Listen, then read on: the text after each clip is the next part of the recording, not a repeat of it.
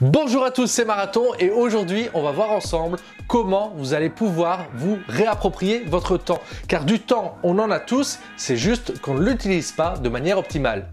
Récemment, pour ceux qui ne le savent pas, je suis devenu papa et quand on devient parent, on a beaucoup moins de temps qu'avant. Pourtant, j'arrive à réaliser plus de choses qu'auparavant.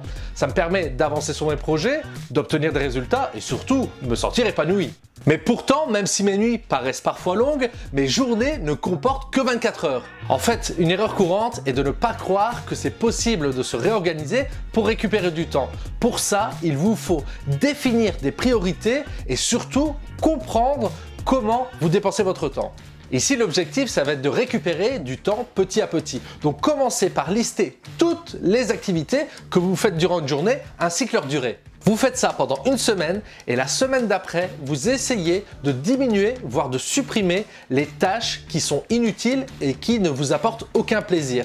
Si ce n'est pas possible pour vous, alors vous essayez de vous imposer des limites. Par exemple, si vous aimez regarder des vidéos sur Netflix, imposez-vous de ne regarder qu'un épisode par jour et empêchez-vous de cliquer sur le bouton « Regarder l'épisode suivant ». Ça peut paraître au début un peu difficile, mais n'oubliez pas que le but, c'est de récupérer du temps. Parce qu'en fait, le problème, c'est qu'on n'en dépense pas là où on devrait. Et deuxièmement, on ne sait même pas combien on en dépense. Du coup, la journée s'est passée et on n'a pas fait grand-chose sur nos activités.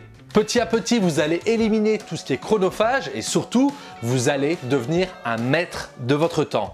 Et si vous avez l'impression que c'est dans votre nature d'être toujours en retard, de procrastiner ou d'être dépassé par les événements, détrompez-vous, ce n'est juste que des mauvaises habitudes que vous avez acquises.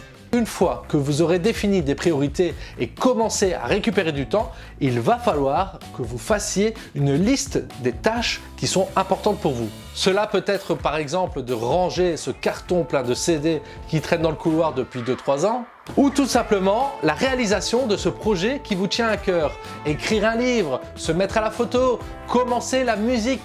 Bref, vous allez écrire votre to-do list avec vos objectifs et ça va devenir votre ligne de conduite. Pour ça, j'ai un conseil, vous pouvez écrire sur des post-it que vous allez placarder partout dans la maison. Comme ça, vous aurez toujours en tête vos objectifs et ça va vous permettre de maintenir le cap. Gagner et récupérer du temps, c'est pas quelque chose qui va se faire en une semaine. Ça va se faire au fur et à mesure des mois, petit à petit, avec de nouvelles habitudes. Mais surtout, vous allez comprendre comment vous dépensez votre temps pour mieux le maîtriser. En fait, c'est comme si vous vous retrouviez actuellement en fin de mois avec 0 sur le compte et que vous vous demandiez comment j'ai pu dépenser tout cet argent. Eh bien, le temps, c'est exactement la même chose. Si vous avez envie d'aller plus loin et devenir un maître du temps, je vous mets un lien ici en description vers un article que j'ai écrit concernant les activités chronophages à éliminer. N'oubliez pas que vous pouvez vous aussi récupérer du temps pour réaliser vos projets. Imposez-vous un peu de rigueur et vous verrez, ça se fera sans douleur. Et si vous avez envie d'aller plus loin dans la réalisation de vos projets, j'ai mis ici une petite playlist avec des vidéos qui vous expliquent des outils pour concrétiser vos projets. Et pour terminer cette vidéo, j'aimerais vous dire de ne pas oublier de vous abonner et si vous avez un ami qui se plaint toujours de ne pas avoir le temps, partagez-lui la vidéo. C'était Marathon, portez-vous bien et à demain. Ciao!